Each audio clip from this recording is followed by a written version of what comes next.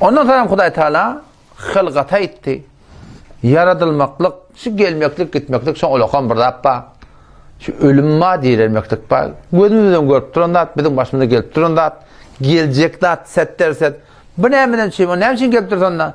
Hudaý Taala şonu belletti ki halakal mevte vel hayat liyebluwakum. İmtihan edecek mesele Hudaý Taala.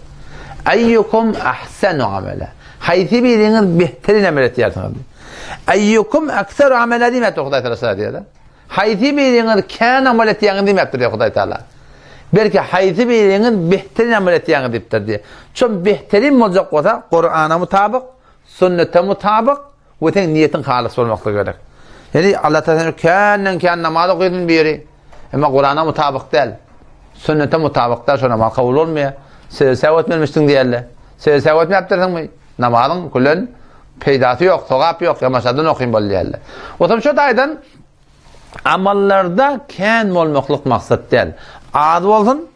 Yöne şol etiyen amalın Kur'an'a vora, sünnete vora kamil ihlasını edilmektik yani. Yani sen haýsy bir amal bolsun, sen şu ne kadar amallar var diýsen yani kän amallar. Emma behterin amallar, belki betterin amal boldu. El cümle näme şu şiyanqi. Hadi sadaqalar ki şuulda berilýär. Yani wagan oturup sen fikir etsen, ay behterin amalmış. Yani wagan sen oturup fikir etsen şu has sadaqalara näçe milyon has bolýandyr? 5 milyon bolýandyr gece günü berjek bol, he? Teşviş 5 milyon bilen bir jawan oglan marahim mehriyeti boljak. Heme 5 milyonlar hasbat dolar. Şular gelip bir çyn gerek ýerine berdiler. Mene wada sen bir Hudaý Taala bir nigmet beripdir, bir şükrana diýip bir zat bermeklik şeriata ters zatdy. Emma şidat ki şuat biziň aramyzda etdi, 799 derset resmi diýip edilýär. Halktan kim galmajak bolup edilýär. Göz etýärler. Şöhret telebi etýärler, magam hahi etýärler. Şoňusynyň adabyna gözelýär. Hop, bu da etmeýärsen, Hudaý ýüreklerinden habar bar. Bu jamada gözünü görtürýär etýär. Haýdy bir adam çyn ihlas bilen etýän bolsa, Hudaý için meme şökrana berjek diýip. Şu şökrana bermekde Hudaý Taala kabul eder. Emma aýa ýene de şu behterin amel şomy? Kelen garny dokun, garny doýurmaklyk aýa behterin şo bolup başararmy? Kelen hem hayanda zaman olan maran fesada çekilýär. Ölülmän etpýär. Näçe şu gydgyn hawada düýnün gün jawan oglan maňa deň bolýar. Hafız bir gaýrat etsende dost.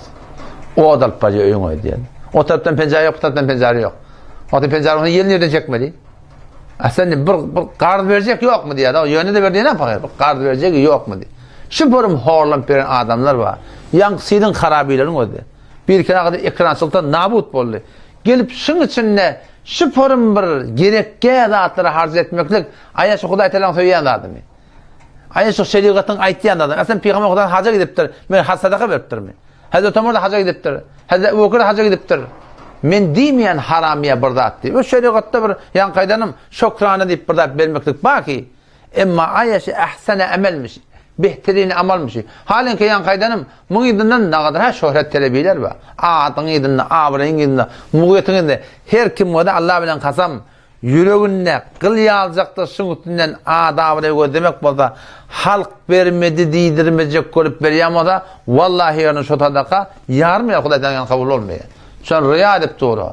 Göd için edip doğru. Her bir adam şeyle bir zat yüreğinde bolmani yeni de verecek bolsa yani behterin amelleşi. Behterin amaldan gelen garibi doyurur. Ağzı doyurur. Bir yıkılıp yatanın elinden tut. Ne kadar ha muşkilat var. Ne o da kurvallık var.